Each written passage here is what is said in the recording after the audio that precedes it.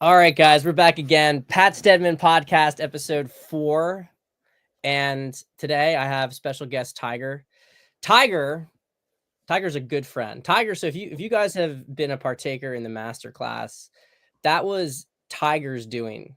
Tiger's the one who put that together, and he had a phenomenal job. You were like 19 or 20 when you did that? 19. Yep, Yeah, 19. I mean, it's pretty based for a teenager to do that. And he's like blown up since then, crushing it on LinkedIn at this point. I know some people are like, "Oh, LinkedIn," but hey, if you're making money, you're making money. You know what I mean? That's what really matters in the game. But one of the things that I just lost Tiger, but I'm gonna keep going. One of the things that yeah, I don't know. I just had a quick question about that because this happened to Will before. Did that just happen randomly? Yes, that was just randomly. All right. Yeah. I'm gonna have to pay attention to that stuff in the future because I thought it was just Will's internet. Okay. No, it might be Hopefully it doesn't something. keep Yes. happening. Yeah. Yeah, yeah, no. Anyway, what I was saying is that Tiger's also a friend, and back in 2020, 2021, when all the shit with the 2020 election theft and all that stuff was going on, we both came down to DC. Correct me if I'm wrong, Tiger, but you were doing some work on the Stop the Steal stuff at the time then? Yeah, I was doing videos for the campaign, kind of just like editing content, making some ads for awareness on where protests are going to be and sort of like where activists are going to be at and stuff, putting stuff together like that. Yeah. So I had come down there with a little group of some people from the internet from the COVID Cabal days, the old podcast. It's a pretty cool name, COVID Cabal. I was like tempted to keep it, but I really, at a certain, I think you got to move on. You know what I mean? You got to have like a different energy, different topics, and COVID was a few years ago now, so Yeah. Cabal's eternal, but but COVID's getting old. So we ran into each other that day, but really, like, Tiger was so helpful for me because, like, I admit, like, initially, after I went to the Capitol, like, I wasn't aware of what the public perception, how the media was spinning it. And it was Tiger who was like, contacting me. He's like, "You got to get out of the building. Like, this shit's getting bad." And I remember, like, it was actually kind of interesting in my trial because there was this like nutcase person in the rotunda, and I had like tried to talk to him and get him to calm down, but he was still like raging. He really looked like a total lunatic. Yeah. Um, and then you called me, and so I turned away and took the phone call, and like was sort of like looking the other direction. And it was at that moment he attacked the police officer. And so at that, and what's so appalling about this, just to give you an idea of what pieces of shit the DOJ are, Mm-hmm. they took the body cam from the police officer Yeah. and they went through it frame by frame, and they saw like my head through someone's armpit, like in the distance for like a 1 second frame right before you had called me. And the DOJ tried to use that and say that I was like, I was like involved with this guy, like that they were like the insinuation that I was somehow connected to. I'm like what the fuck is going on here? Like, I tried to tell that guy to calm down, Mm-hmm. and Yes. it's like they don't care whatsoever about truth. But anyway, this is just to give you like the context. Soon after that, I left the building, and I didn't know where to go. Like, it was really, it started to become very scary Mm-hmm. because Yeah. Nobody talks about this part of January 6th, but like after after the actual event, even for people that had nothing, like even the people that didn't go anywhere near the Capitol, it was there was like curfew. The streets were getting dark and cold. It was a very very weird experience. Like right after that, it was like something really bad just happened. Something crazy just happened. Yeah, and you didn't know where it was gonna go. I mean, you saw, like, militias, like, or on both sides, like, organizing in the streets, Yep. um, and I just started to get this profound feeling like, "Oh, no, like, this like, they're spinning this, like, this is being set up into something." Like, you didn't know where it was gonna spiral into, didn't know whether it was gonna spiral into some, like, insurrection act situation, what direction that was gonna go, you know what I mean? It was really so, Sure. I like, Tiger was like, come to my hotel," because I didn't have a place to stay. I'd stayed at somebody's house the night before, Yep. and, you know, I'm not sure. I think I intended maybe to even just leave the city that night. I don't know. I just kinda, like, was like, "It's not gonna be a big deal, you know, we'll be out of there." And because of all the drama, at the hotel, they were, like, checking everybody's IDs to make sure only people who had signed into the reservation were there, and I don't know whether it was, like I felt like it was some kinda divine intervention because you managed to just, like, get me past all that into the elevator. Somehow, it's like they didn't see me, like, they were checking and, like, I was, like, invisible to them, Hmm. and I remember going up the elevator and getting into the room that you were staying at, and I felt, like, a profound sense of safety. Hmm. Because it was very scary to see how, like, the media was spinning things. They were really and that was the beginning of it, you know, I didn't know in the aftermath of that whether or not I was gonna get arrested. Hmm. It seemed to me like I'm not gonna get arrested, right? There's no way I'm gonna get arrested because I didn't do anything. You Hmm. know, if you walk into a building and you shout and you're with thousands of other people, how are you gonna get arrested? Like, Yep. worst thing you'll get is a citation, but there started to become, like, over the subsequent weeks, some, like, really ominous, um, tones Hmm. from the FBI. Like, at first, it was they were looking for the Q shaman, Jacob Chansley, right? They were looking for some of these bigger name characters. I'm like, "Well, you know, these are, I guess, maybe higher profile people," but Yes.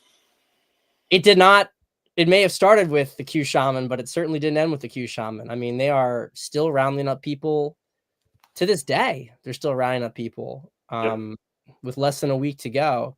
But that's a part of the J6 story people don't understand. They don't understand, and you know, look, I'm not gonna say that people who were watching on the news didn't also feel some sense of fear, Hmm. but if you weren't on the ground in DC, and if you hadn't seen what happened, like, I had loaded guns pointed at me Hmm. out of nowhere. Yep. No, it's frustrating to me when people, you know, when people comment on it and then they try, especially to me who was like on the ground. Again, to everyone watching this, I did not go in. I immediately knew like no, I Yeah, something's off here. I did not go in. I was filming around the outside. I was watching kind of the scenes from the greenery, which we had a permit for. Remember, we had a permit for all of this before the op. But you know, still don't understand like what happened. They want to read a headline, they see a couple photos from some bad moments. Of course they're bad actors. Like of course. Nobody's denying that. But they see a couple of these photos and they paint the entire event. All the 2 million people that were there, they paint everybody with the exact same brush and they paint all their experiences and all their motives in the exact same way. And that's first of all, that's un-American, in my opinion. Um, you know, we're rowdy people, we're protesting people, and you know, we have protesting and doing that stuff is in our blood. I mean, the summer before, don't even get me started on that stuff, right? And you know, but and those people who were just like there, who were in the moment, they got looped in with the people who were possibly paid there to incite in certain things, or people who actually like they got physically angry with officers, or they were the ones who were physically doing property damage and things like that. It's like the media basically made it impossible to have a nuanced discussion on it unless you know you were on a place like Twitter where you can actually speak to people one on one. yeah, and like, 100% seconded to everything you said, and I also think it's important for people to understand the context where things happened. So, like, I'll talk about one of my friends from prison. Ralph Celentano. Mhm. Ralph was in the ellipse when they started to randomly, for no reason, attack the crowd with tear gas and rubber bullets. Mhm.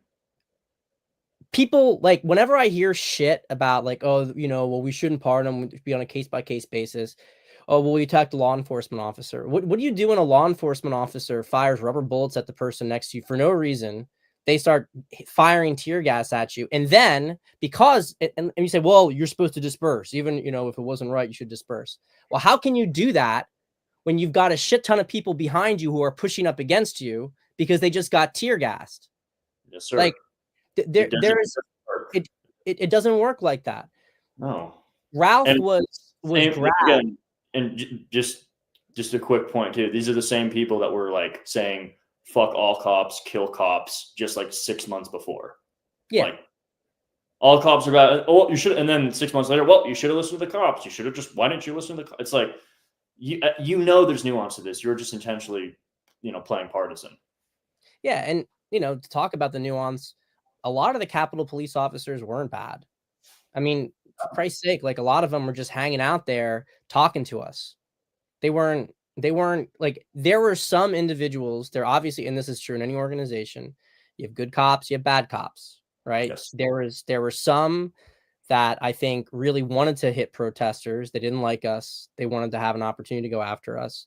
And then there were other police who were in some kind of conspiracy web who I think we're going to gradually unravel because someone gave those orders to fire into the crowd. Mm-hmm. And they were given orders to attack the crowd.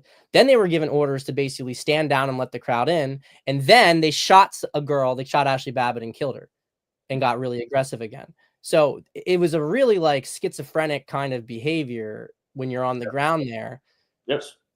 So, you know, talking about the agent provocateur stuff, Ralph Mhm. had some individual who had one of those wristbands people have talked about.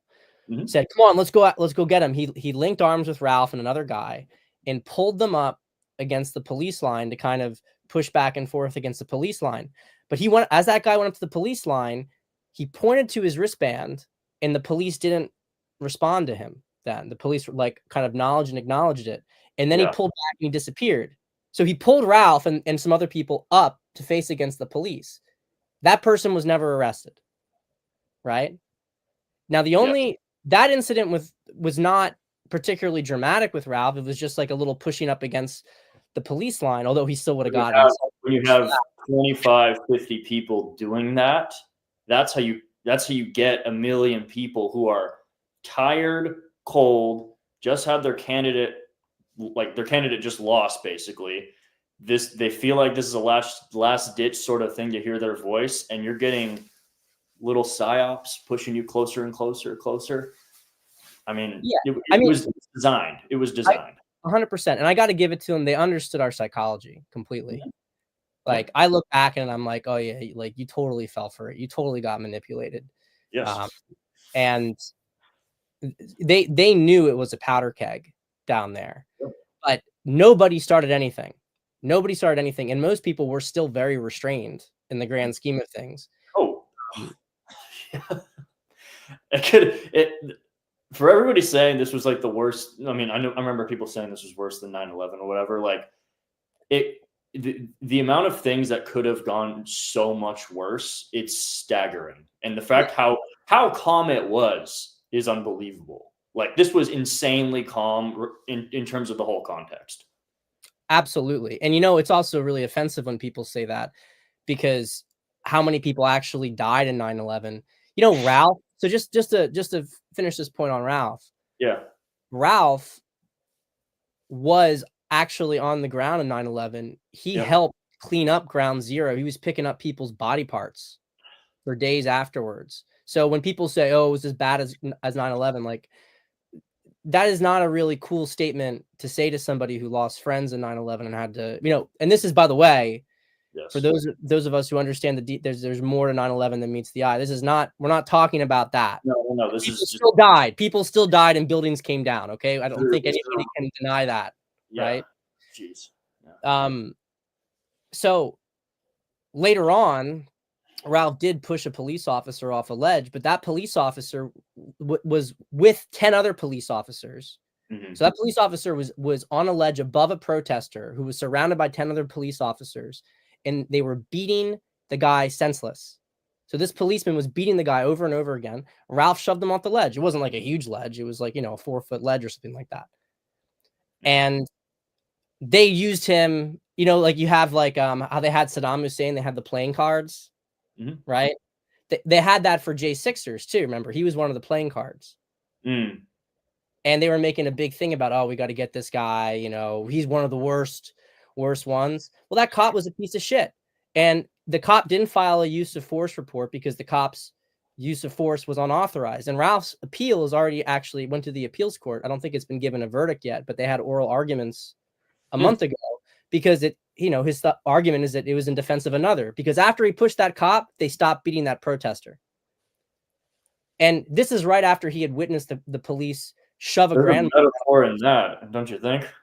Yeah, I mean, so the point is, like, I get really tired of hearing conservatives talk about, well, if they touch the police, like, you don't know what the fuck was going on there. Just like shut the fuck up. And by the way, it has nothing to do even with whether or not, like, the reason that we're asking for pardons is like, this is the wrong framing of the event. The reason that there's pardons, because there were bad actors, like that guy who attacked the police officer, like I was saying right before I got on the phone, right after I got on the phone with you, because I saw the footage of that. There was no justification for that. That guy was a lunatic. He was like an insane person. Honestly, he's an insane man. He was like, he had like, he was really crazy, like looked crazy. But the point is, the whole situation, how the whole thing occurred, was because it was a setup, and it was designed to disenfranchise us and our rights, and the entire justice process concealed evidence. It's entrapment, and it's fruit of the poison tree, and for that, the whole thing is bunk. The whole thing is bunk. Doesn't matter. It doesn't matter about their individual actions. Yeah, I heard JD Vance try to make some weird arguments. No, like get all or none, all or none. And I'll tell you, this is also like, this isn't more important than I think that those people realize, because the Democrats tried to have this narrative that January 6th was an insurrection, an attack on democracy. That narrative's falling apart. Even like a lot of Democrats don't believe it anymore. And so now we're at the next stage of what the narrative is going to be. Is it going to be that it was a protest that got way too rowdy and some people committed bad actions, but it was too aggressively prosecuted? And so that's the reason, we should pardon some, nonviolent people, but not the others, right? That's kind of where it is right now. And where you see a lot of more, moderate Democrats and a good number of Republicans are starting in that position. And then there's the other narrative, which is the facts, which is that the whole thing was instigated and that everybody has to be pardoned for that reason. That's where the conversation is right now. But for Republicans, like, I know exactly what's going on when you have these individuals saying, well, we can only pardon the nonviolent ones, and this, they're doing that. That's coming from people, most likely establishment Republicans in Congress, who also didn't like January 6th, not so much because it had to do with the 2020 election, but because the last thing on earth those people want to see is the American citizens feel like it's their house. Yeah. That's what it is. It's that they didn't like a revolt of the plebs. Yeah, I think my take on where this is going to head is, I think the public perception to it, it's more going to be like the former state in which you say where, it was a protest, it got out of hand, it got rowdy, people were over prosecuted, blah, blah, blah. There was some entrapment. But I think out of that, there's going to be some, I'm going to call it like the myth of that. And I think the myth of the event is going to last much longer. Because frankly, at the end of the day, you can't hide the hypocrisy that most people who are political go on Twitter and complain about the government every single day. And they complain about every congressman, every senator, all the bureaucrats, everybody complains about everybody. And then the one time those people were like kind of pushed around and kind of in fear for a couple of hours, suddenly all the protesters are the bad guys. I just don't think that narrative is going to hold up as the government continues to lose legitimacy. Like I just don't think it's going to stay that way. No, and I actually I don't think that that narrative is even going to win out. I think it's the fallback option right now. Yeah. But there's too much stuff that's coming out even to Hmm. this day. But here's the bigger reason I don't think it's going to work out and why I don't think Trump in the end, at least if he's smart, is going to listen to these people who are looking at much more, trying to soften the entire event to be just, oh, well, we're going to only get the nonviolent ones. Because if you accept that narrative of January 6th, you're conceding the narrative on the 2020 election. I mean, if you want to get to the bottom of what happened with the election fraud in 2020, if you want to still hold on to the argument that the 2020 election was stolen, then that's directly and intricately tied to what happened on January 6th, because January 6th was the cementing of the steel of the 2020 election. And Yes. look, I had a probably too long-winded tweet about this, but I'll just say it. Look, I'm very happy that JD Vance is our vice president. There was no better choice than him for vice president. That was even in the offing. I thought his convention speech was absolutely phenomenal. It was one of the best convention speeches I ever heard. To actually have somebody say America isn't just, a place, it's people's homes. Like, that was like very powerful. So I like JD. I have to say I don't know exactly what's going on with this, because none of the J6ers, at least none of the mature ones, none of the ones I talked to, expected any kind of like robust defense of January 6th. We all understood it was quicksand. We wanted to win the election. Hmm. Whatever. Do what you got to do. But Trump never gives up the framing of issues, Hmm. right? He might be vague, but he doesn't give up the framing of issues. Like when they tried to push him on and he's about all the violence, he said, well, the police were the ones who killed a protester, an innocent, like a woman, right? Vance basically was like, well, 2020 election, we're moving forward, we're looking forward. Like, he was basically like saying at the debate, 2020 election, let's just not talk about that. Like, it was almost like he was disagreeing with Trump on the Hmm. 20. And so this stuff to me is like, It's a touchy subject for a lot of people. Like they don't want to get into it. yeah, but they got to get into it. I mean, Hmm. I'm not saying that we should spend we need to look forward too, don't get me wrong, but there needs to be a special, commission and investigation on it, because this is how you unravel the deep state. Like, I think in order to move forward, you can't pretend that you had all these mandates and stuff, right? With the vaccine, like, you can't pretend all this stuff didn't happen. You have to go after people who committed crimes, because that's how you actually, it's not about like going after people because they're your political opponents. It's about going over people who committed crimes. Hmm. And you do that so that you actually have safe elections in the future. Anyway. And also accountability prevents trauma. And so the more accountability that there is, the more healing that can be done in this country. Because at the end of the day, like, we've been talking a lot about Republicans and Democrats and all this stuff right now, but like, I don't know where you're at, Pat, but I don't give a shit about the parties at this point. Yeah. I am so out of party politics. It is not even funny. They don't serve me. They need to come under heel of the people. Like they just need to. Yeah. And that's what we're really looking for here. I mean, I've been cautiously optimistic about most of what I've seen Mhm. since the election. It does seem to be much more responsive, but Mhm. we're definitely not 100% there yet. We need to continue to keep pressure on, because like, you only get a representative democracy if you participate in it as a Yeah. citizen. That's it. Like, I don't care what these people have to say. We have our perspectives on stuff, and you're there to execute it. Mhm. And this is the stuff that, like, you have like midwits, and they're really projecting. It's like, well, you just do whatever Trump says, or no, we don't. Trump does what we say. Yeah. Yep. We look to him as a leader, but if Trump were to like deviate in the wrong direction, Oh, like, there's a couple things that if Trump does, like I would become an enemy like overnight. There's a couple yeah, things that he does. Like, I'm being straight up with people. Like he's not. I don't view him as He's not God Emperor QAnon. Like trust the plan. JFK Jr. is coming back. Trump. Like no. Let's be adults here. He's a man. He can be a useful tool for specific things. and then he needs to be challenged and pushed on other specific things. And if he doesn't serve what we the people want for things, we should yell at him. We should let him know, because I will say the one thing with Trump is it seems like he is one of the few politicians who does adjust to feedback on things. And so, I mean, there is that angle too. If he's doing things that we the people don't want, if we make enough of a ruckus, if there's enough back channel talk, things could adjust. Yes, he's the champion of the people, but that is a different thing than being the ruler of the people. Yes.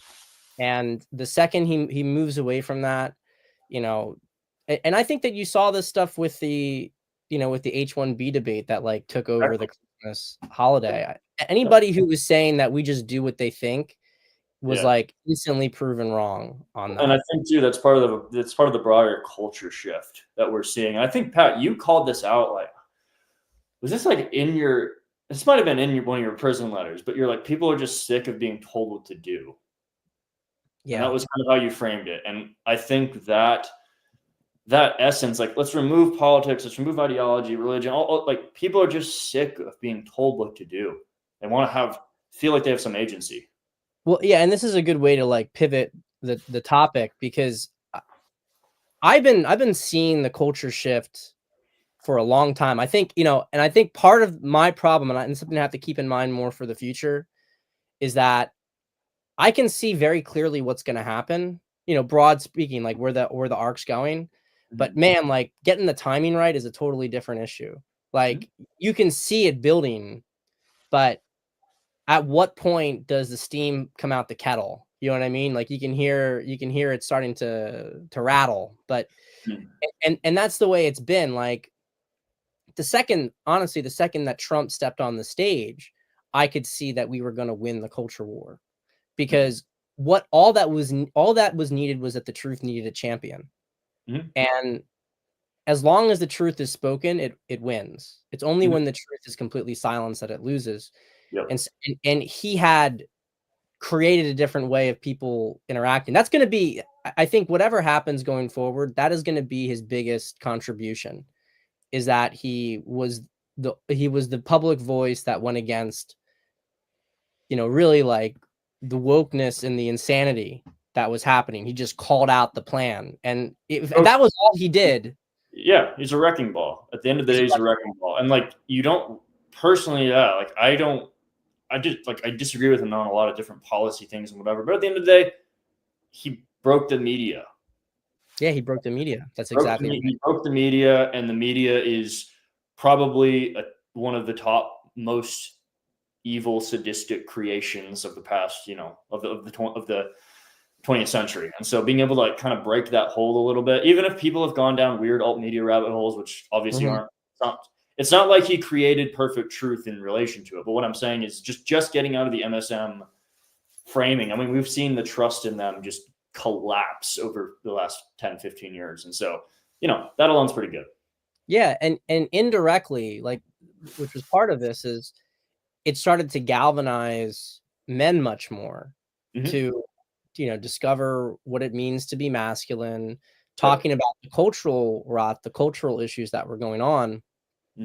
And men have been moving in that direction. And I've seen the manosphere go from really like a very, very small microcosm where, you were really like following a handful of blogs. Like you had some, like Mike Cernovich had his blog, to evolve from there into something that really, has taken over, especially the space on Twitter, but also like it has a huge YouTube following. And I could see it grow every single year, but not just simply grow, but expand in sophistication. So you had people like, you had like the Red Pill, and the Red Pill continues to grow. And Red Pill talks about, the way I like to describe the Red Pill is it describes the dark side of female nature, which is a thing. It exists. So it needs to be talked about. It overly fixates on the dark side of female nature and neglects any sort of transcendent aspect or positive aspect of female nature.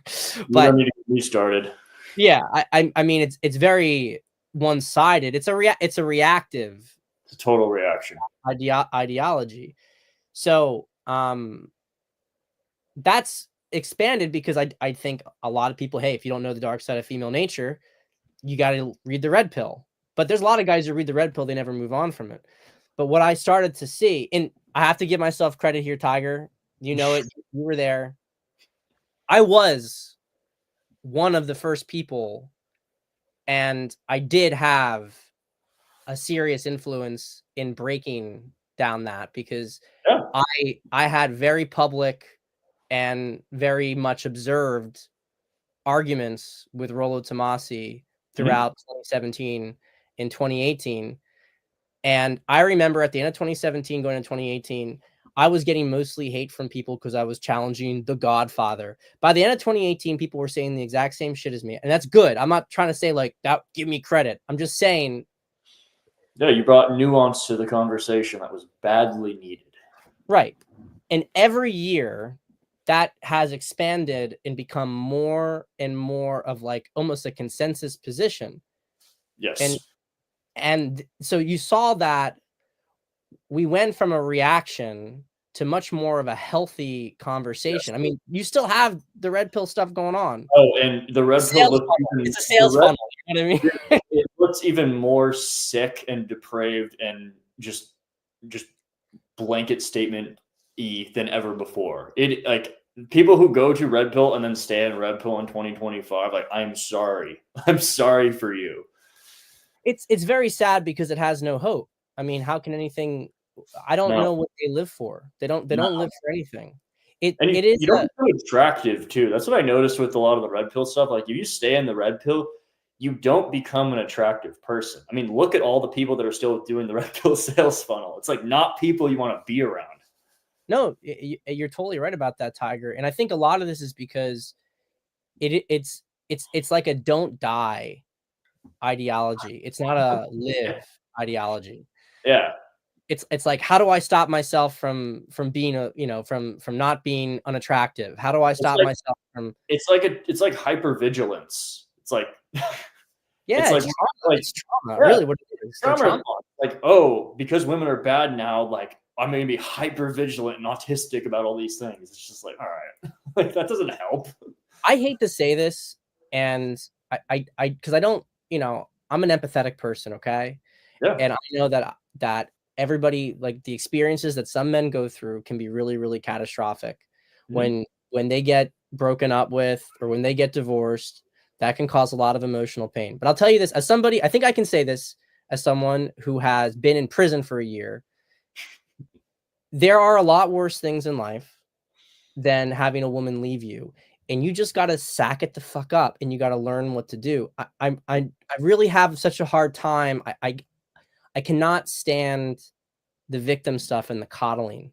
I agree. Yeah, it hurt. It hurt. Now do something about it. Do something constructive with it. Yeah. Get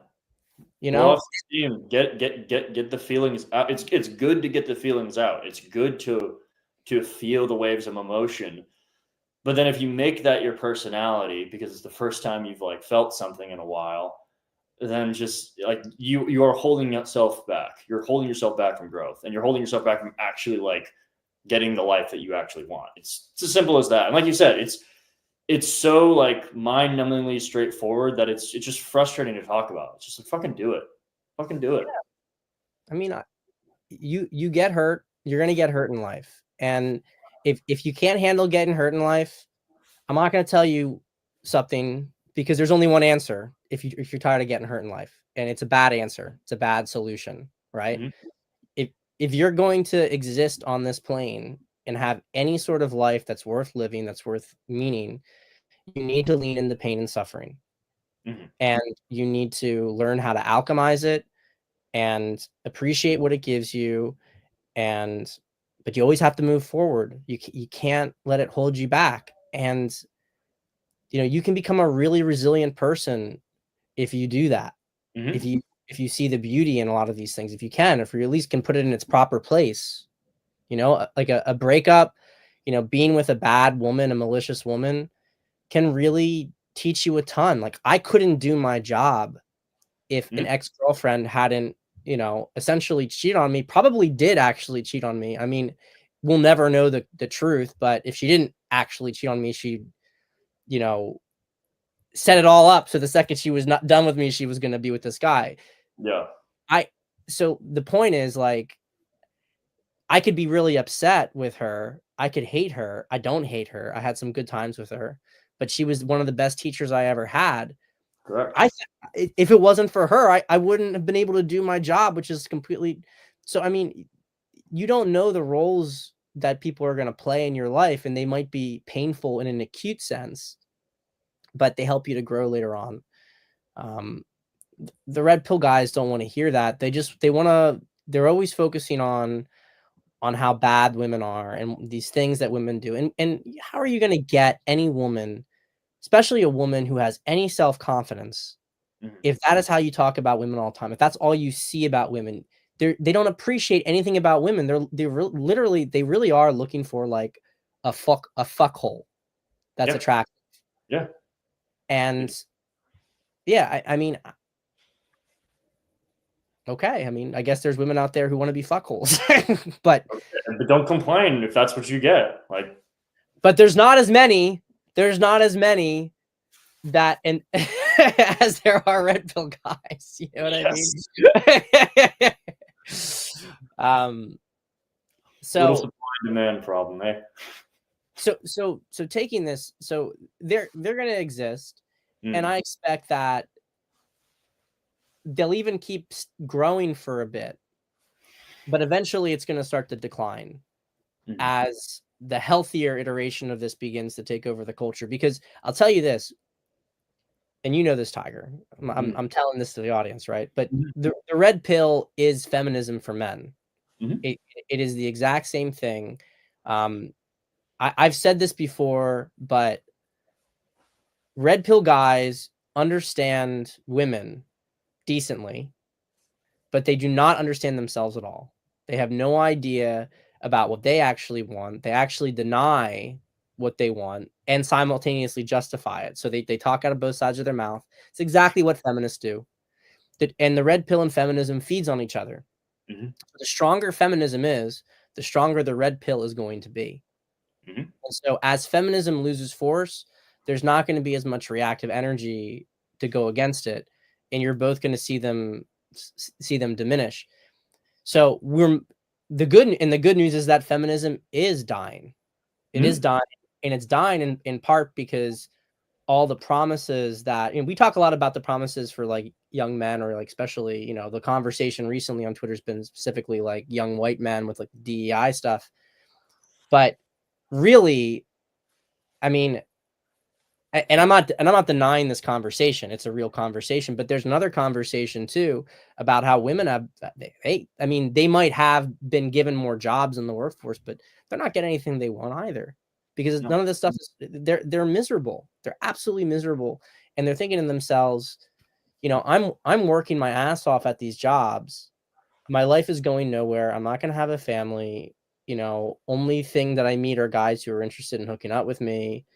You know, so women are starting to question themselves. Is this really what I want? Because I think a lot of feminism was the state stepping in to sort of take care of women. And now the state's proven like it can't take care of anybody. And it's not only just an empty promise, it's a promise that isn't existing. So but what's the result of this, right? And this kind of gets into like the crux of what we were going to talk about here.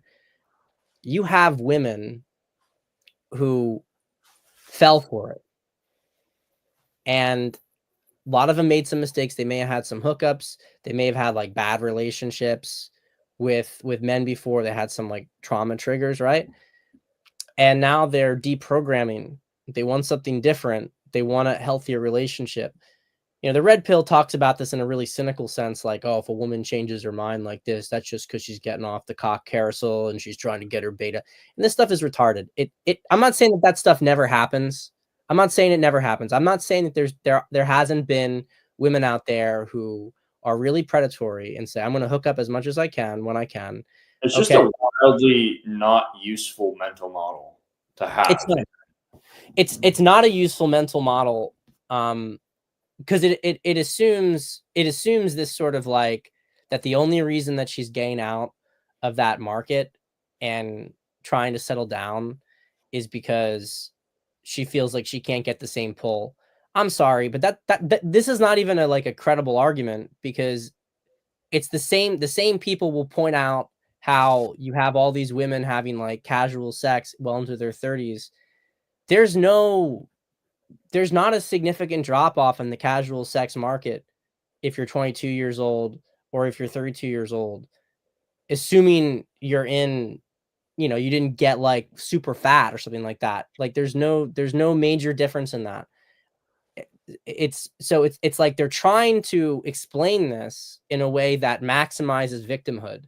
How like she wanted to hook up with Chad, but now she wants to settle down with you. Well, maybe she got tired of hookup culture. Yeah.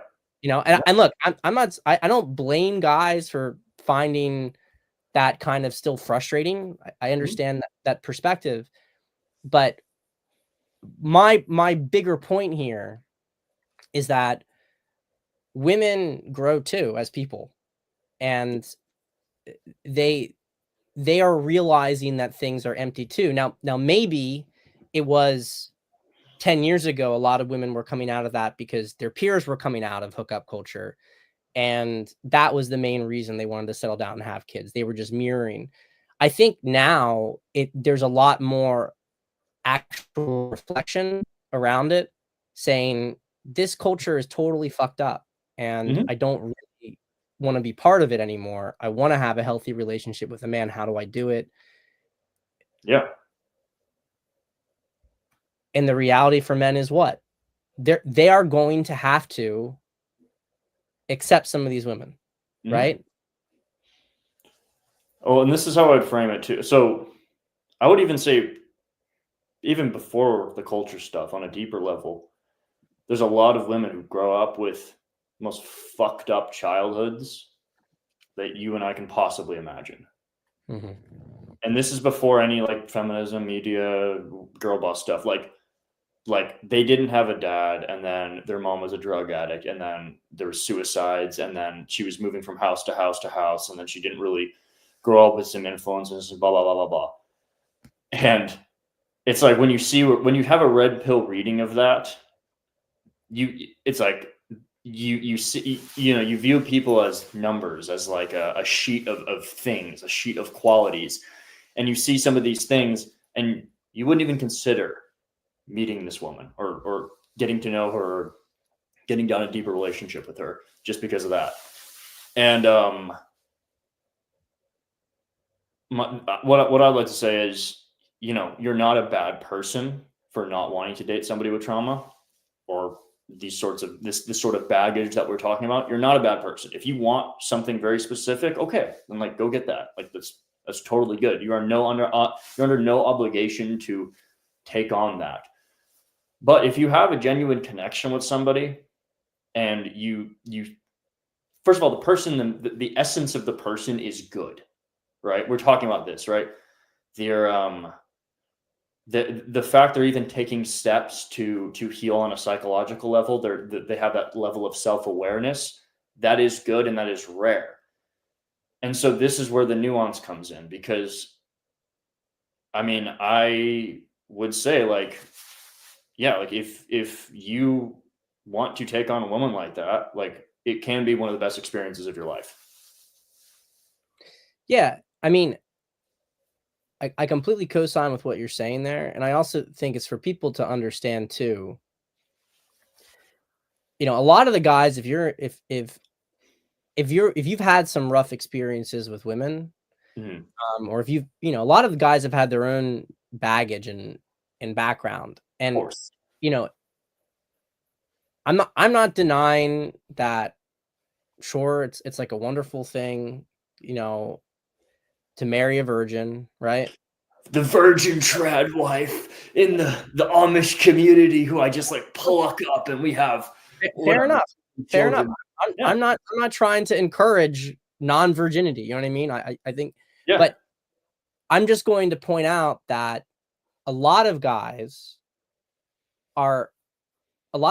who have been very promiscuous themselves want that kind of woman because they want a clean woman to purify them. Yeah. So they don't view this whole like, oh, I'm not going to get a woman who's like, been slipped around and who's done some, I got to tell you something, Tiger. I've been in this space working as a professional for 10 years. Mm-hmm. Literally, it's been 10 years. I started my business in January 2015. I had my first blog post Valentine's Day. There we go. Wow. Congrats on that. It's been 10 years in business. And prior to that 10 years in business, there was a prior 7 years of lurking and interacting. I can tell you, I have not met a single one of those guys. I've never heard of a single one of those guys who was all about hooking up with girls, complaining about the promiscuity of girls, who ended up with a pure woman who didn't have some sort of profound religious experience where he totally disregarded with contempt his entire prior life. Mm-hmm. So when you see a pickup artist go out there complaining about, how you got to get a girl who has this is like bizarre stuff, because those guys are never going to be satisfied with that girl. They can say, what I really want is this. Well, first off, if you're really an alpha male, you can get that. There's nothing stopping you from being able to get, a virgin or near virgin 20-year-old girl. Yeah, a little victim creeping in. But you never commit to her. Why don't you commit to her? Huh. You don't do it because you can't. Because you got your own little mind virus there. So this is, and the gangsters in prison understood that. Like, I remember a conversation with one of them, and he was saying how, the only girls that he's good with, like that he can really be with, are like bad bitch like hoes. He's like, they're the only women who understand me. Mm-hmm. He's like, the only women who understand what I've been through. He's like, he grew up on the streets, like totally fucking tortured life, right? And he said, I can't get a good girl. I can't be with a good girl. Good girl's not going to understand me. She's not going to understand my darkness. I had a lot of respect for that guy because he was fucking honest about it. Absolutely true. These guys are they're dishonest about this stuff. So it's fantasy projection. It's totally fantasy projection. So you're going to have to, if you've done some fucked up things in your past, like don't throw like stones if you're in a glass house. Like you have to have some degree of compassion and understanding that a woman may have done things in her life when she was young and immature in a culture that promoted those things, and that she didn't understand it, especially if she came from a background that was broken. She didn't have any, you should have any guardrails. So, what do you expect? Like you have to have, you say on one hand that, like, these guys will say on one hand that, women have to be responsible for their actions, but then they say women can't be responsible for their actions. Well, we make fun of women because they feminists because they jump on both sides of that issue. Yeah. Well, what about guys? Now, look, I say that, Tiger, but this is all in the context of a woman actually wanting to change. Correct. A woman who is a good woman, who Correct. is looking up. And I've talked about this in my emails recently. It's about whether a woman is looking up or whether she's looking down. Mm-hmm. And there are girls who don't have as much of a checkered past who are looking down. And if you can't tell that she's looking down, like a lot of these guys can't read this stuff. They can't read the trajectory thing too. It takes vision, and it takes some awareness, and it takes some consciousness too, to read that and say, and this I'm gonna bleed into another Pat analogy that you talked about like 4 years ago, or maybe even in the masterclass, right? The girl who's had your 2 30-year-old women, right? One on paper looks good, but the energy's downward. The decision-making starting to falter a little bit, versus the girl who's maybe had 10 boyfriends in that period of time, right? 10 one-year-long relationships. and she's 30. And the question you brought up is like, is she a whore? And it's not a yes, no answer. It is a nuanced thing, right? Yeah. It's not just like, oh, number of people been with equals quality of person. Like that's the dumbest fucking matrix you can ever employ when you're dealing with this stuff. Yeah, I mean, and I'm just saying this. I'm not saying it as like this is the kind of girl that you should look for, but I'm just going to use it as a rhetorical point for the sake of argument. I mean, if a woman has never had a relationship before, she never had a serious relationship before, yeah. But let's say this. Let's say she's 25 years old and she's slept with 10 guys, right? But she's not had a serious relationship. But then the two of you meet, there's some connection there. She really has strong feelings for you, right? Is she alpha widowed because she slept with like 10 guys before? Like people will say that that's like a super high number. And I'm not saying that it's nothing. But the point here, I'm using this as a rhetorical point to have people think about these issues in a more complex manner. That's 2 guys a year since she was 20. And if she slept with each of them like once or twice, like she barely had that much sex. She's barely had much of like an emotional connection to another guy before. So is she going to have a hard time pair bonding with you? I mean, I don't think so, right? Because she hasn't fallen in love before. Like, yeah, the pair bonding thing is funny to me at this point. Honestly, it's very funny to me. I think a girl is much more likely to be alpha. Like, if you really want to talk about alpha widowing and like what you got to watch out for, what you have to watch out for is a girl who was with a top shelf guy who broke up with her. That's a woman who, if she was with a top shelf guy and that guy broke up with her for another woman or it like cheated on her and stuff, that woman may have some pair bonding issues with you because she may still be in love with that man. That's the context where it can be tricky. Yes. The girl who had like a one night stand, like couple one night stands in college, like I don't, but guys make it seem like, oh, because you had those notches. I do think that there is something to be said about desensitization to like physical intimacy. If you have really been ran through, I do think that is something that requires a long period of healing for a woman. Well, and this is a segue into something that, I think it's very important too. Like, if you find a good woman and, she has trauma, maybe it's childhood trauma, maybe it's cultural trauma, maybe it's a mix of both. If you find this good woman and you start dealing with her like she's a healthy woman in the sense, you are going to get frustrated because there's going to be moments where something you do might trigger a trauma and she might act out in a way, or she might close off in a way, or have some really nasty reaction. And to you, if you're not aware of this stuff, you don't have the consciousness, you might interpret that as, this is a psycho bitch. Like this woman's insane. She hates me, or like something's wrong with me, blah, blah, blah.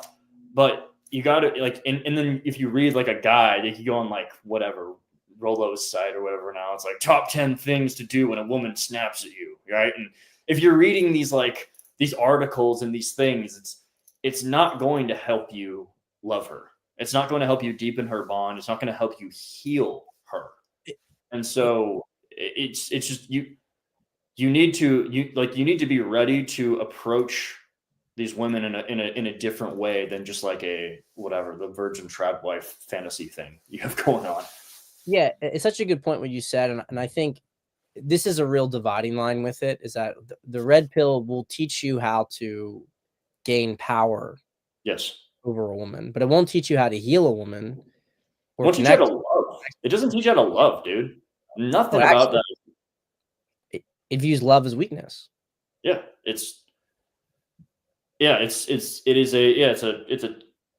it's like, yeah, psychological manipulation. It's easy lay. It's a mental understanding of this stuff, but it's not an intuitive. It's not an emotional. There's no soul connection with this sort of thing. It's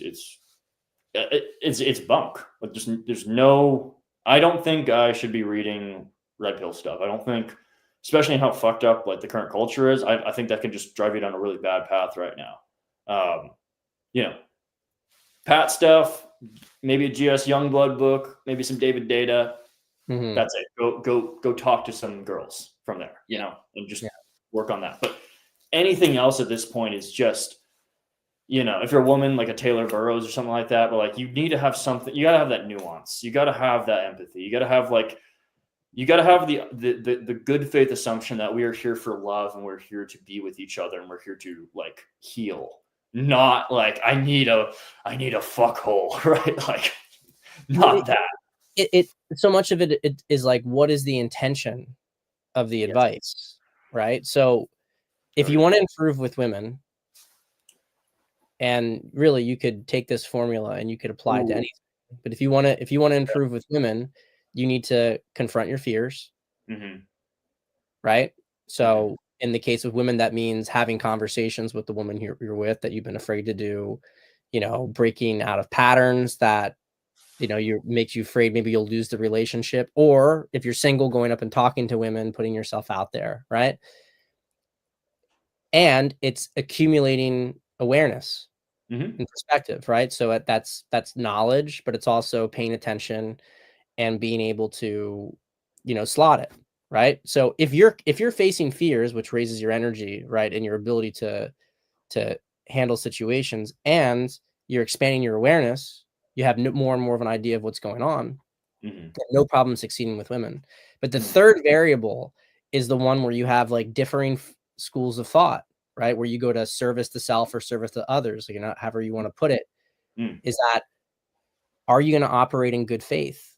If you have power, because if you're fearless and you have awareness, then you can get women. But you can ruin women's lives if you want to. You can totally, take advantage of them. Yes. Or you can try to make life better for them. You can try to spread like good energy. You can try to spread love to people. Yes.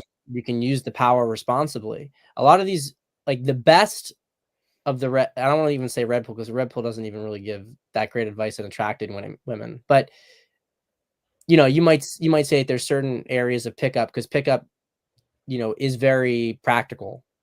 So they're not operating in good faith, though. It's like, get as many lays as you can, plow through, resistance, doesn't matter what her life is. I really caution against guys doing that. If you want to have a healthy relationship, you have to operate in good faith. And this is trust, right? And this is what you're saying. Like, I want to return to this, because guys are going to have to face the reality. They're like, I'm just going to say it. You're going to have to face the reality that you are not going to end up with a perfect fucking girl. It's not going to happen. Okay. It's not, we are not in the 1950s anymore. You are going to have some women who made bad decisions. I'm not telling you where to draw that line of mistakes that were made. Yeah. I'm not telling you what to do with that. I'm just saying you are going to have to be a little more flexible than your online guru is telling you if you want to have a good love life. That's not telling you to settle. That's telling you to pay more attention to the women you're with, because they're telling you can't go after that woman. This is the point. This is so fucking important. They're telling you can't be with that kind of woman, because that woman is going to ruin your life. And that is where the fucking lie is. Yeah. That is the lie is. She's not going to ruin your life if she's looking upward, if she's actually trying to heal and she's actually trying to change. And if you have agency over your life. Yes. That's the other aspect. You have agency over your life. You both want to go upward. You may have to work through some stuff. You may have to, accept some things. Yes. But you're not going to get fucking cheated on. You're not going to have some naggy bitch who's going to try to take you for everything you're worth. That's where the lie is. Yes. So it's really about your level of ego. It's about your level of disgust. It's about, whatever. I'm not telling you what to do with that, but if there is such like a purist thinking, and all it does is it leads to guys who don't make decisions. They're too risk averse then to make decisions because they think every girl around them is going to fuck them over. That girl's got up this problem. She's got this problem. She's going to fuck me over. Well, you're fucking yourself over. You're fucking yourself over because you're not being realistic. You don't know how to live in this world. Like, go put on the fucking, Oculus goggles and put the flashlight on your cock because it's over for you. You can't live in the real world. Yes. We should clip that one, shouldn't we? That'd be a good one. Yeah. And I will say this too. This is what you're talking about is the call. In the sense, it's a call to adventure. It is the call to grow spiritually and to grow as a man and a woman. And I'm going to say, this is going to be a hot take. This might be a clippable thing.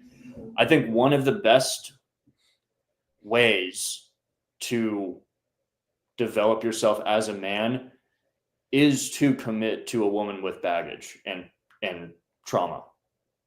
Like, I do think that can, if you again, good woman, not finding some like strung out girl on meth and be like, this is the one, I can save her. But like a woman that, again, is upward striving, that has this baggage, that has childhood stuff in the past, it's going to be a challenge to handle it. It's going to be a challenge to help her heal. But if you do help her heal, if you do empathetically lead her to a better place, if you do help her reset the nervous system and all this stuff, not only will you develop like a skill set and have so much embodied wisdom of how to deal with the feminine, but you will also have a partner that will be loyal with you for the rest of your life and will like jump in front of bullets for you and all that stuff. Like, trust me, it is a path that not everybody needs to do it, but if that opportunity arises for you, it could be a lever to change your entire life. And I think, the takeaway this for guys is that it's not that you should go out and seek a woman who has baggage. No, but it's that, and this gets into more esoteric layered stuff, which is that if you attract a woman who has this baggage or there's a natural connection, then that's where something can happen. Right. And this is it. It's that there's one thing that I've learned after doing this for 10 years. She just brought me. That's great. She just brought me some tapas. If there's one thing I've learned after 10 years doing this, is that you can do all the red pill stuff you're supposed to do. You can get money, get status, get in shape, learn game, but you can have that, but not every woman responds to you the same way. So why is that? These are objective metrics. Mm-hmm. There are subjective aspects to attraction that we do not understand because they're not of this world. It's my opinion. Mm-hmm. There is like a soul connection. It's a real thing. That doesn't mean that the material aspects of attraction don't matter and that it can't affect it. But the point is, you could be exposed to, you could meet 4 girls who are objectively of the same level of attractiveness. Mm-hmm. And one of them you may have this real thing with. Yeah. Right. I mean, it sounds very similar to like how you met your wife, right? Yeah. Where you were in there and she just stuck out to you. Yeah. And she has an identical twin who was there too, who, my wife dyed her hair blonde, wasn't really my thing, and I was still more drawn to her. Mm-hmm.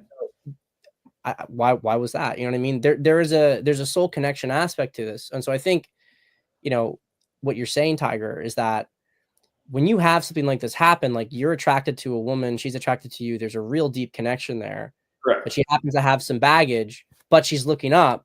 She wants to change, wants to improve. Yeah. It's okay to stay with her. That could be a quest. Like, that's a quest right there to really grow. And while you're talking about this, it made me realize, like, what the red pill does is it programs shame inside of you for feeling these subjective aspects of attraction, because you're viewing women of these checklists as these qualifying things, right? It's almost like a broken woman on Tinder at 38 years old. Like, I need him to do 6'5" and make 6 figures. Well, it's like that's what red pill is doing with women, right? She has no bodies and she's a virgin child, blah blah blah blah blah blah. And it makes you feel shame for being like, this woman has like some issues, but I really like her. But freaking the red pill stuff said she's gonna fuck over my life, and all like it, everything's gonna get destroyed because of her. So I'll cut her off. Look, it's not really. That's totally right, and it's a lot like if you're somebody who wants to break out of like a really bad economic environment. And so you want to take some risks, or you want to do something that's out of the ordinary in order to succeed. And there's a chance that maybe, you might fail. It's certainly you're doing something ambitious, right? And everybody there tells you that you're a fucking idiot for doing it and it's not going to work. And, what do we call it? We call it the crab bucket. You don't see people in the red pill space talking about how like amazing their women are and what a great relationship they have. You actually called this out. You called this out, or it might have been you. It might have been somebody adjacent to you. I think you said something like, "Notice how Rollo never talks about his daughter." I didn't even know he had a daughter, or something like that. And that was like, whoa. Like, there's a whole element of being a man that this guy's hiding from the world for some reason, Yeah. And look, I don't try to stay away from his family stuff as much, but there is, I'm just saying, I don't see them ever talk. He's telling people to get vasectomies in their 20s. Like, that's like, to me, replace Rollo with any of these guys at this point. Like, they all talk about the same stuff. But I mean, you're telling guys to get vasectomies in your 20s. Like, I almost consider you like that is like to me so fucked up. Like, it's like criminal negligence to some extent to tell guys to do that kind of stuff. You could really destroy a lot of guys' lives with that kind of advice. That's not even like, don't be a pussy, like, or like, don't do this. If that's not only like bad advice, like when it comes to emotionals, like that's terrible advice. Get elective surgery because women are scary. That's what they're saying. Yeah. So we need to like, and I want to say this is because Riley Reid exists, chop off your balls. Yeah, there's no, I'll tell you this, like I went through my own phase of really exploring the red pill because it had some information in it that I hadn't seen other people talk about. So, I'm great. Like I said, I think it's something a lot of guys maybe have to see. I think at this point in time, you can get the fundamentals of it without the poison. Early on, that wasn't necessarily the case, but I didn't get stuck in it because it was like, okay, I went down to the belly of the beast. I saw the underworld, but then I also saw, well, you have these people who have really like amazing, passionate relationships. Like they're not, and they're really connected. There's like a deeper like soul connection between them. You can see how much they adore each other. So obviously you can do it. Obviously as a person, you could do it. And that was literally what I was saying when I got into these big fights. I was like, these people who have really healthy relationships, also talk about this. Well, that's purple pill. Like what? Well, again, you're accessing a dimension that they don't have access to. It's as simple as that. Yeah. There's a Z-axis you're playing with that they don't even know exists. Yeah. They live in a market that's completely self-selecting. And I want to get your thoughts on this too while I have you. That word is used so much with all this dating, relationships, culture stuff, the dating market, right? I want to get your honest thoughts on like, because to me, the more I'm thinking about that word, it's like market commodity, selling, right? Offers, sales. It's like, are we just boiling ourselves down to this commodity? I feel like that's a horrible word to describe this stuff. I feel like it's a horrible concept, honestly, at this point. What are your thoughts? Well, I have two broad thoughts on it. I do think that there is a market, but you know, when you but okay, here's how you put it. When you zoom out of something, you look at it in the macro, Mm-hmm. you know, there are data points. I think it was Stalin who said like a single death is a tragedy, a million is a statistic. Mm-hmm.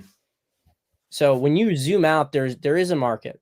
Mm-hmm. And like you can see very clearly how guys with certain objective material assets are getting, you know, women with corresponding, you know, and when we talk about the fucked up dating market, we're trying to say there's not a good market equilibrium anymore because it's being distorted by various factors. Okay. But when you actually, as an individual, are out there interacting, you're not, unless you're soulless and you want to be miserable, you're interacting with human beings now. Mm-hmm. So you're not viewing them as commodity figures because they're people. They can be measured statistically. You know, all of this can be measured statistically, but when you zoom in, you have real people. And this it's true with anything. It's true with anything. Like I'm opposed to, you know, illegal immigration. You know, I'm opposed to a lot of immigration in general, but I'm opposed to illegal immigration. You know, I had some good friends in prison who were illegal immigrants. They're good people. Like I saw them on a personal level. Like I can hold these two ideas in my mind at the same time. Mm-hmm. I can understand there's a market, but without dehumanizing. Mm-hmm. When it comes to behavior, I think this is relevant. So when I talk about the market that they're in versus the market other people are in, they're in a low trust market. And in the low trust market, people are being treated like commodities. You know, dating apps treat people like commodities. And a lot of people engage with the apps like they're shopping. It's important to pay attention to that, because if you think like that, then you're going to end up in a low trust data market where you're treated like a commodity and you treat other people like it. But if you operate in a high trust manner and you interact with people as human beings, you know, you don't tolerate bad behavior, but operate in good faith with women, then it doesn't feel like a market. It feels like people connecting with each other and, you know, coming to form really reliable partnerships. You know, the kind of partnerships that you'd have with close friends and family members. And you wouldn't say that your interactions with those people are like, you know, you're like a statistical thing. You know what I mean? So that's kind of like the nuanced, the nuanced take on it. I mean, it's definitely gotten the whole culture of using people. You know, you need to learn about how this stuff works. You need to learn about all these games and whatnot, because if you don't, you will get taken advantage of. Like you can't, when I talk about being like high trust in your behavior, like there's a lot of very good, naive people, like a lot of people in like churches and stuff still. It's more boomer at this point, because when you're young, you can't escape the reality of like the evil around us, the rot around us. But if you go into, you know, relationships and interactions with women with this like naive and this is blue pill way of thinking, you are going to get chewed alive. Unless you're very, very lucky, you're going to get chewed fucking alive. Yeah. So you have to understand when somebody's acting in bad faith and just fucking like axe them. Like I see a lot of the advice, like, here's how you do with the girl who plays this game. You know, you do, what do you do? What's your response? I'm like, my response is like blocked. Like, yeah, don't play the game. It's simple. Get the fuck out of my life. I have no time. You don't respect my energy. I'm not dealing with this. It's not like here's how I'm gonna turn around. I don't want to fucking turn around. I want you to get the fuck out of my life. Yeah. Yep. So yeah, it's that boundary enforcement that many of us lack. Yeah, and I do think that when you're dealing with, you know, women who have been on the receiving end of that before. And by the way, like this is creates you perpetuate the trauma in society when you do that. When you continue to like play games to get a one up, all you do is like you're part of the problem. And you might say to yourself, well, I got to get mine. You're not getting yours. You could get yours by not doing that. Like that is the product. That is what everybody in every evil system ever said. And the reality is that if you operate in a high trust manner with good boundaries, you are going to get women who want that. Nope. Who want to have the same kind of interaction. And you know, there may be like a minor hiccup at first because they're not used to it. But they turn around, like a lot of them, like if like it's very refreshing for them. They haven't seen it before. Yes. And a lot of this like healing the trauma is like healing the trust, like the trust of like all the different betrayals. And that trust gets built through grace and through praise, which Yes. you've talked about praise a lot too, and how like, especially with a woman who has baggage, right? You can't be the one who's like reigniting all that trauma and all that baggage daily with like shame and guilt and fear and all that stuff. If you're the one who is leading them, but also leading them and being one of the few people in their lives who have ever like appreciated them and verbalized it and said they, complimented them and stuff like that, and told them that they see the effort you're putting in, all that stuff, like that's wildly refreshing. Yeah. Women really do grow by praise. And that doesn't mean that you can't say what you want, but a lot of how you talk about things, it's like you want to pull out the good from her rather than just simply point out the bad. Because the issue, of course, is that when you lower their self-esteem, you damage the trust, and that creates cycles of, at best performative behavior, but then they feel like they can't really be open with you, or they can't open themselves up to you in terms of even like submissiveness and femininity. So it's, and I know it's difficult for a lot of guys because you might, especially if you're with a woman who's got some, issues, because you want to call it out. And I'm not saying that you don't. Again, it's how you say it, it's how you frame it. It's much better to say, I love it when you do this. It makes me feel really like close to you when you do this, rather than saying like, why don't you do this? You know what I mean? Like it's a very different, like, oh, like a good woman would do this. Like it really affects women differently. A virgin trad wife would do this for me. It's like, yeah, trad wife would do this. Why don't you have a virgin trad wife? Well, anyway, Tiger, I gotta jump. This has been real. Do you have any final thoughts? Anything you want to say? Talk about your stuff. Honestly, I'm not really using Twitter that productively anymore. If you want to make better videos, if you want to learn how to strategize, shoot and ship content in 3 weeks and have it actually be good and get your clients, grow an audience, all that stuff, you can hit me up for my cohort. I teach people in a group setting once a month. So if that's interesting to you, you should hit me up and you should join. Other than that, though, I think if you are watching this and you are trying to get better with women, you're trying to understand and deepen your relationship, you're trying to maybe just attract that first girl, you're in the right place with Pat. With this sort of dating stuff, you can tend to get lost in all these different threads and all these different players and all these different ideas and whatever. What I can say is just follow Pat, put on some blinders, implement what he says. If you have the budget for it and you feel like you're called to, get his coaching and just go out in the world and do stuff. And that's the best advice I can give to anybody. You're in the right spot if you're trying to get better with women. Well, thank you for that, Tiger. And look, I already said it before, Tiger filmed my masterclass. So I love this guy. He did a fantastic job with it. At some point this year, actually going to update it. So he's going to be coming back again.